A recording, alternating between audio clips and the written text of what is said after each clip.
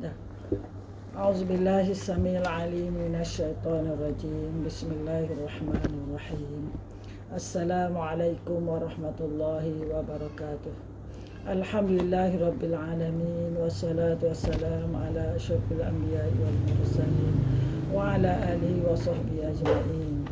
Subhanaka la ilma lana illa ma 'allamtana innaka antas samiul alim. Alhamdulillah, kita bersua lagi untuk siri kedua buku ini, ya, iaitu Sayyidatina Aisyah. Kita akan menselusuri sejarah hidup Sayyidatina Aisyah, iaitu disebutkan bahawa kenapa kita nak kaji Sayyidatina Aisyah ni, kerana kita nak melihat siapakah ketokohan Sayyidatina Aisyah. Aisyah ni sebenarnya puan-puan dan semua sahabat bukan hanya setakat penghibur pada Nabi, bermain-main bekerja dengan Nabi saja, ya. Bukan setakat itu, penghibur, pengikat rambut, ikat rambut Nabi, tidak. Sebenarnya Aisyah adalah seorang tokoh agung, ya, yang mana dia adalah, tadi sudah dah sebut, dia meriwayatkan hadis, ribuan hadis yang diriwayat. Aisyah radhiyallahu anha juga dia adalah seorang tokoh pendidik, pakar dalam bidang tafsir, hadis, fiqh, perubatan Islam, dan juga Aisyah adalah tokoh politik sebenarnya. Sebab itu Imam Az-Zuhri rahimahullah berkata, "Lau jumi'a ilmu Aisyah ila ilmi jami'in nisa, lakana ilmu Aisyah afdala." Imam Az-Zuhri berkata, sekiranya dihimpunkan ilmu yang dimiliki oleh Sayyidatina Aisyah radhiyallahu an dengan ilmu yang dimiliki oleh sekalian wanita yang ada, maka ilmu Aisyah radhiyallahu an adalah lebih baik. Tu tengok, himpun semua ilmu wanita yang ada, ilmu Aisyah lagi tinggi. Jadi jangan kita fokus Aisyah ni sebut hanya sebagai penghibur sahaja, kan, sebagai cantik sahaja, sebagai manja. Tidak, sebenarnya dia memberi peranan besar kepada Islam, bukan sahaja kepada pembangunan wanita, bahkan juga sebagai kepada perkembangan Islam, ya. Baik, sebelum daripada kita melihat Aisyah, dan Aisyah ini sudah lupa, kita kena juga berkenalan dengan pengarang buku ini, iaitu Sulaiman An-Nadawi, ya. Tadi lupa nak cakap. Baik, Sulaiman An-Nadawi ni, dia seorang ulama besar, ahli tafsir yang popular, dan pakar fiqh dan hadis, juga pakar ilmu kalam, pakar ilmu sejarah, penulis yang handal, mahir dalam bidang prosa, sastra dan sebagainya, seorang ulama terkenal. Ibunya bernama Sayyidah Qut bin An-Nisa binti Said Haidir. Dia ni di kalangan ulama di India, ya, dan dia adalah dibesarkan dalam lingkungan yang penuh dengan keluarga keilmuan yang alim dan bertakwa pada Allah Subhanahu Wa Taala. Buku yang kita bincang ni adalah buku yang disebutkan oleh bahawa buku yang Aisyah radhiyallahu anha ini ialah karya Said Sulaiman An-Nadawi, seorang ulama besar India, merupakan satu-satu buku biografi Aisyah yang paling lengkap hingga ke saat ini. Makna detail dia cerita buku ni amat detail. Penulisan gaya sastranya khas. Penulis menelusuri seluruh keistimewaan yang ada pada Aisyah radhiyallahu an dalam berbagai bidang ilmu, fiqh, hadis, tafsir, ilmu syariat, sastra, syair, kisah, ilmu kedoktoran dan sebagainya. Lebih menarik lagi, selain memaparkan kisah, sejarah dan peristiwa, Aisyah dalam buku ini mengupas tentang pelbagai teladan yang boleh dicontohi oleh kaum muslimin, bukan sahaja kaum wanita, bahkan juga seluruh umat Islam. Aisyah adalah sebagai isteri Rasulullah sallallahu alaihi wasallam dan mempunyai peranan besar dalam perkembangan ilmu dan tamadun umat. Baik, sekarang kita akan lihat ialah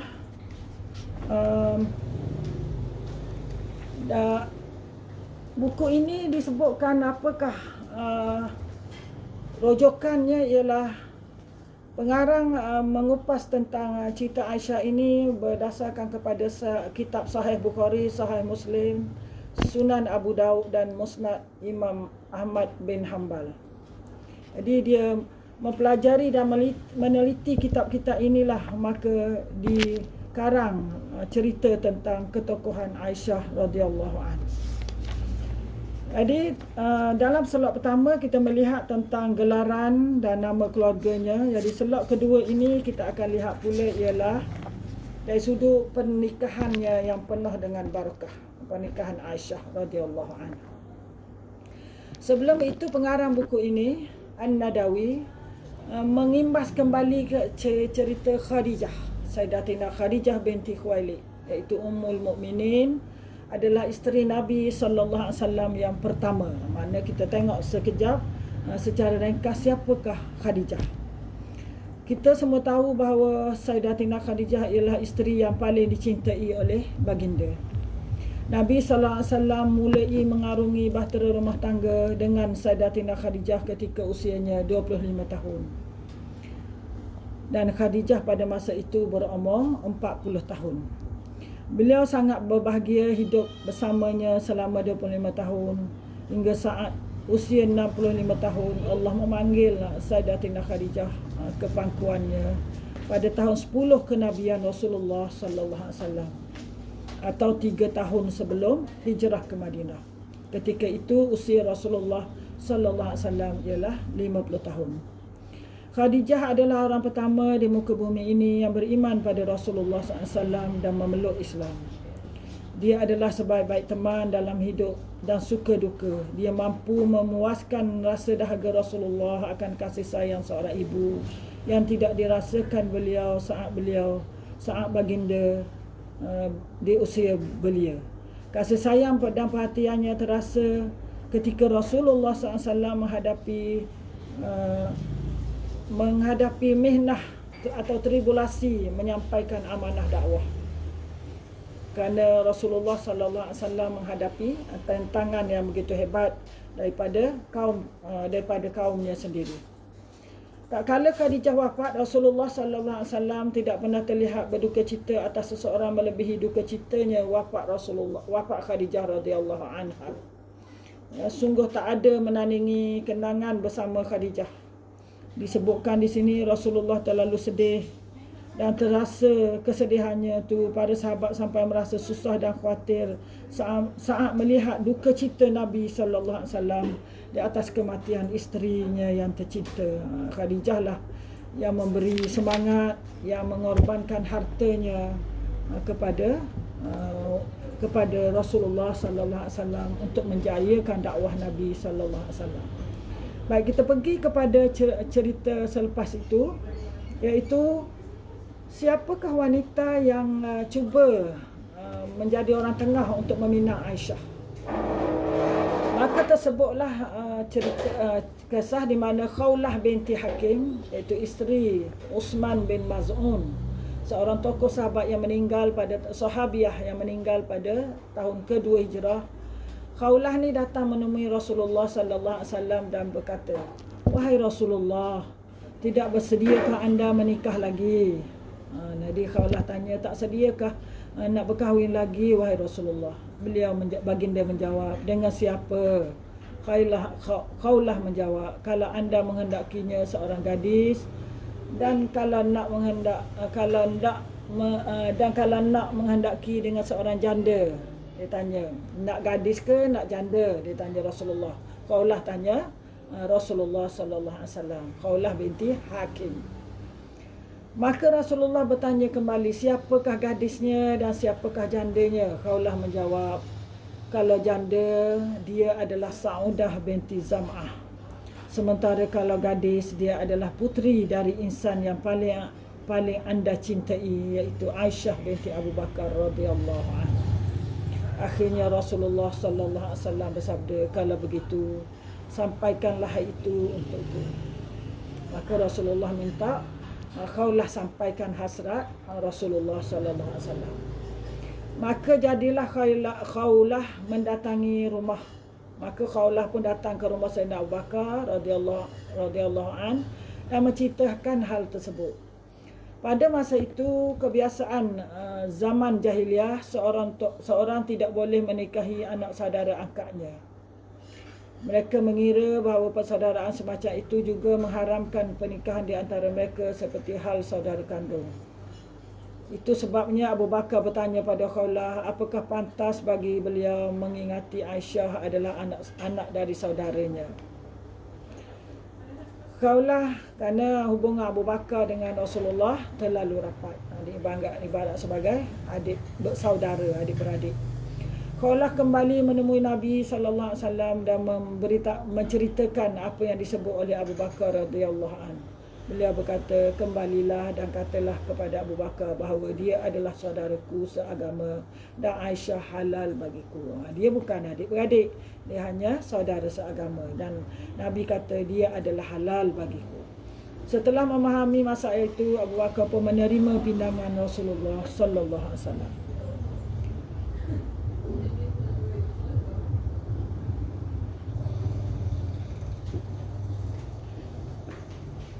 Ketika dinikahi Rasulullah sallallahu alaihi wasallam, Aisyah masih sangat belia, masih muda.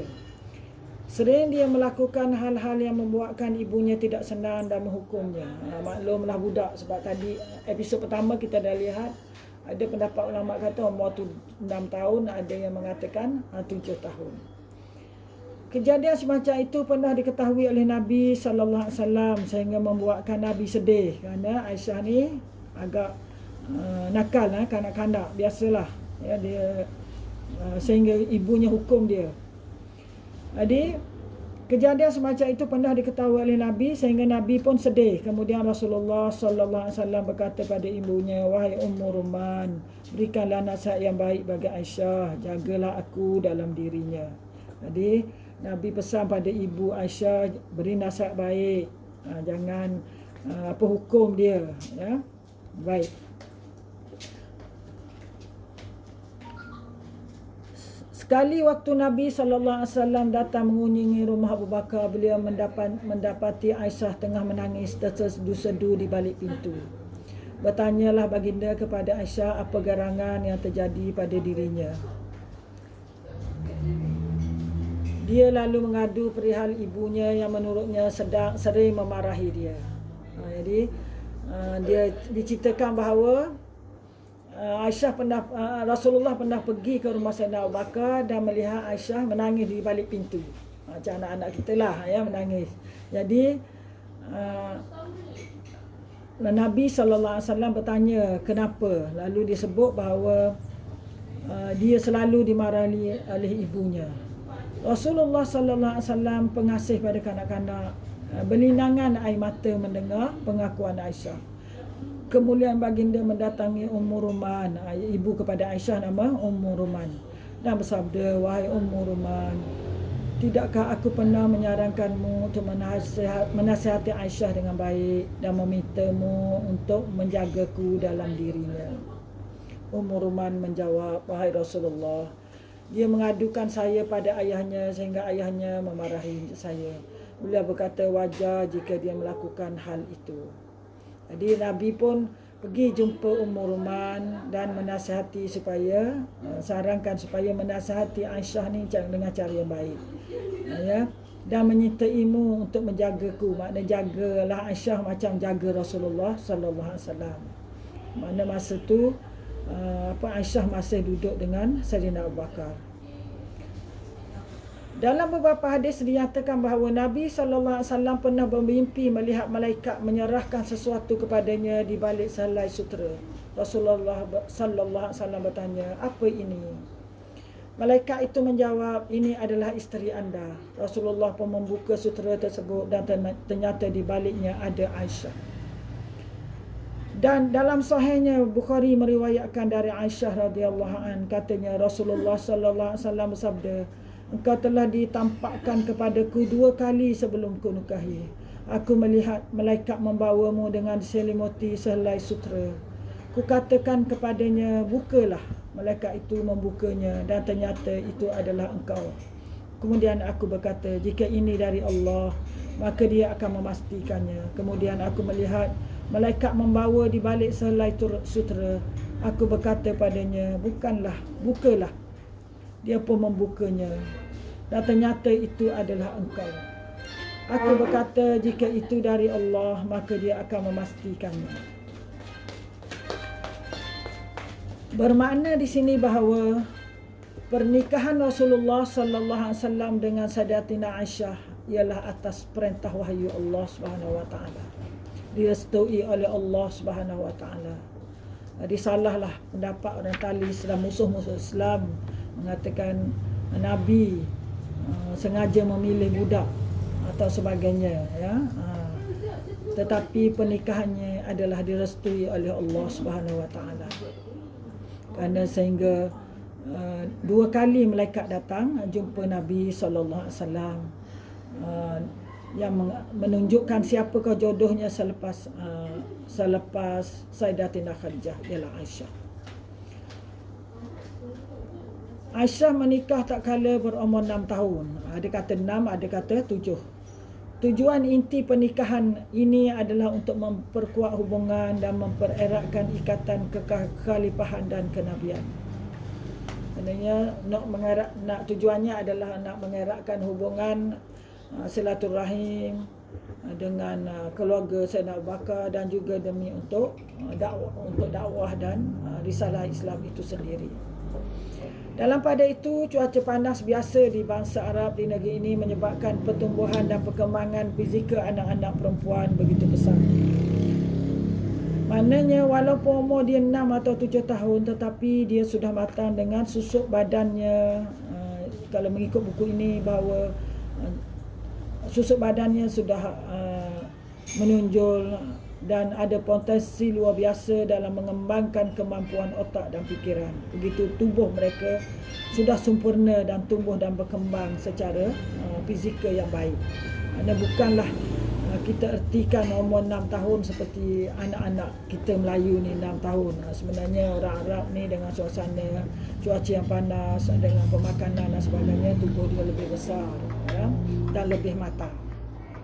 Yang penting, persetujuan Rasulullah sallallahu alaihi wasallam untuk menikahi Aisyah pada umur ini merupakan bukti bahawa Aisyah memiliki kecerdasan dan kelebihan tersendiri sejak masih kanak-kanak.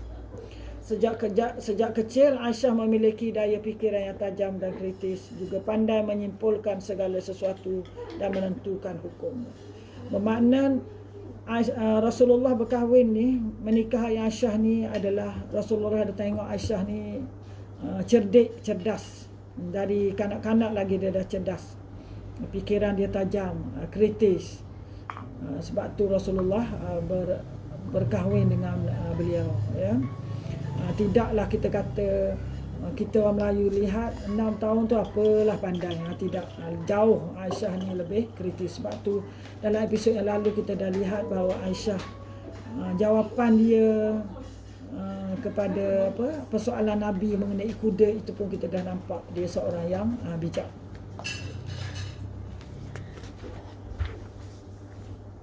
Dah habis? Lagi? Jadi rasanya setakat ini dahulu.